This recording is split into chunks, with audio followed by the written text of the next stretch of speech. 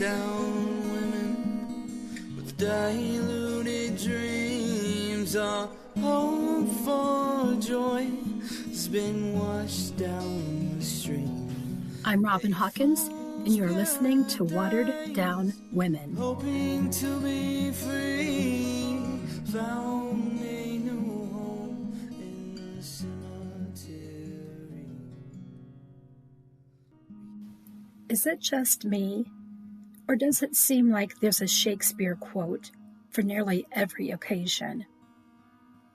If someone looks great on the outside, but is actually an egotist, we could use the phrase, "all that glitters is not gold," to describe that individual. If we're frustrated with our present circumstances, we might say, life is as tedious as the twice-told tale, vexing the ear of a drowsy man. If love goes awry, we'd complain, the course of true love never did run smooth. But if our love is true, we might confess, my bounty is as boundless as the sea, my love as deep. The more I give to thee, the more I have, for both are infinite. In Shakespeare's King Henry VI, Part 3, there's a line spoken by Gloucester which states, "Why, I can smile and murder whiles I smile, and cry content to that which grieves my heart, and wet my cheeks with artificial tears, and frame my face to all occasions." During the summer and fall of 1972 in Mansfield, Ohio, a serial rapist who evolved into a murderer could have very easily applied those very lines while plotting to attack his victims. Before we explore the background of this evildoer, let's go back to the summer of 1972 and look at a few more of his victims. Remember that in last week's episode, we learned the account of a woman who was abducted from a Mansfield laundromat and raped at gunpoint. She gave a detailed description of her attacker and of the vehicle he was driving. Her attack occurred on September 20th, and the ordeal began around 12:30 in the early morning hours. While providing an account of her abduction and rape, this victim was questioned in depth as to how she physically responded to his advances. About 6 weeks prior to this day, on August 2nd of 1972, another Mansfield woman was doing laundry at a local laundromat located at 263 Orange Street.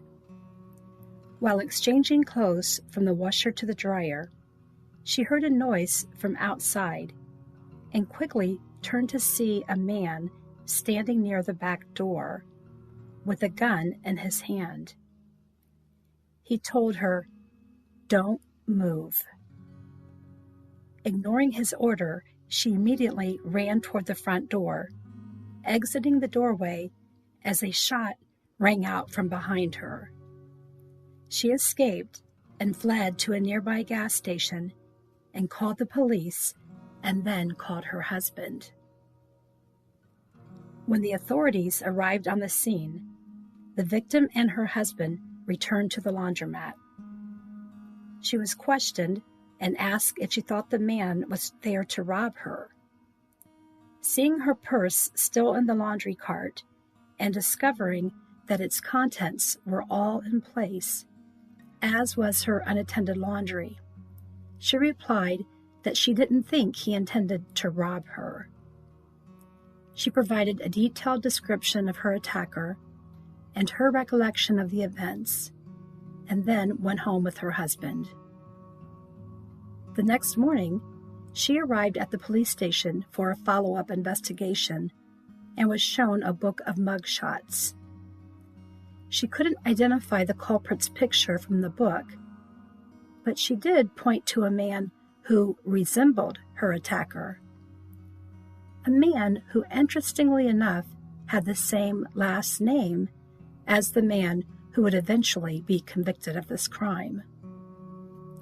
Later on the same morning, a man arrived to file a report about hearing around 3 gunshots coming from the laundromat, which was located near his house. He went out to the front of his house and reported hearing a very loud car that wasn't running right, fleeing from the scene, and he gave a description of that vehicle to the police. 1 week later, on August 9th, 2 Mansfield women were at the Park Avenue East laundromat when their ordeal began. Ironically, it was the very same laundromat in which Betty Dyer was last seen alive. It was approximately 3:20 in the morning, and these 2 sisters, ages 19 and 20, were doing the younger sister's laundry because the older sister worked second shift and couldn't help until after her shift ended. While they were taking clothes out of the washer, they heard the front door open and turned to see a black male enter the building, pulling a face mask over his face and carrying a gun. He told them that they were going to go with him, and if they resisted or screamed, he would shoot them both. He led them out of the laundromat and ordered them both to get inside the car's trunk. Once inside, he drove for a couple of minutes and stopped for gas, and they overheard him telling the attendant that it was what he thought it was. After leaving the gas station, they reported being driven for about 15 more minutes and described the sounds they heard along the way, and reported the feeling of going over railroad tracks and down what seemed to be a very long and bumpy lane. When the vehicle finally stopped, the assailant exited the car, opened the trunk, and ordered the older sister to get out and told the younger girl to stay put. He took the first victim to the side of the car and told her to remove her clothes. He then forced her into the front seat and proceeded to rape her. Afterward, he pointed the gun toward her and talked for about the next 15 to 20 minutes, telling her that he had taken downers earlier in the night, that he wasn't from the area, and that the car they were in was stolen. He then ordered her out of the car and led her at gunpoint to the back of the car and demanded that the 2 women switch places.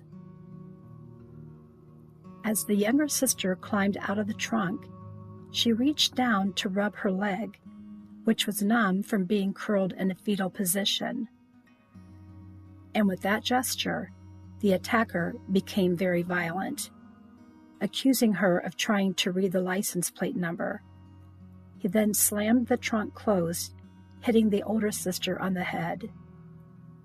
He took the younger girl to the front seat, forced her to remove her clothing, and then proceeded to rape her. Afterward, he ushered the younger girl back into the trunk and forced the older sister to get out again. He took her to the front of the car and raped her once again. Afterward, he removed the younger sister from the trunk and told her to sit in the front seat and remain there until he returned, or he would shoot her. He took the older sister down the lane and was gone for a couple of minutes, and they quickly returned to the car. He forced her into the front seat through the driver's side door and sped down the bumpy lane, attempting to get back on the road. While driving on the secluded and tree-surrounded dirt lane, what sounded to be a very large dog was barking and chasing after the car. The assailant opened his car door and shot in the direction of the dog, which immediately stopped barking. After this 3.5-hour ordeal, the rapists drove the women back to the laundromat, told them to get directly in front of the car and walk toward the wall of the building and stay there until they heard him drive away. Once he was gone, the women went inside, gathered their belongings, and immediately drove to the home of the younger sister's boyfriend and told him what had happened. After taking a little time to calm their nerves, the two women drove to the police station and filed an incident report about their horrific abduction. While giving their statements, the sisters were asked for particular details regarding how they physically responded to their attacker. The detective then said, "Is it not, in fact, true that you and your sister do have and associate with coloreds quite frequently?" And he proceeded to ask, would there be a very good chance that the party or this assailant could be a friend of one of your past or present associates? Just over a week after their attacks, the Detective Bureau received a report from Dr. Morkel's office advising the detectives that on both girls there was no sperm, bruises, or injuries, or broken bones. And in parentheses, the report stated that the attack, quote, apparently happened in their dreams, unquote. Ironically, less than a year later, this same Dr. Morkel was found guilty of gross immorality and grossly unprofessional or dishonest conduct, and his medical license was suspended for 60 days. 8 years later, the good doctor was cited for allegedly overprescribing Schedule II drugs. Watered down women with diluted dreams. Our hope for joy has been washed down the stream. Grab a shovel and join me each Monday as we dig a little deeper and uncover the tragedies of watered down women. In the cemetery, weekend in light.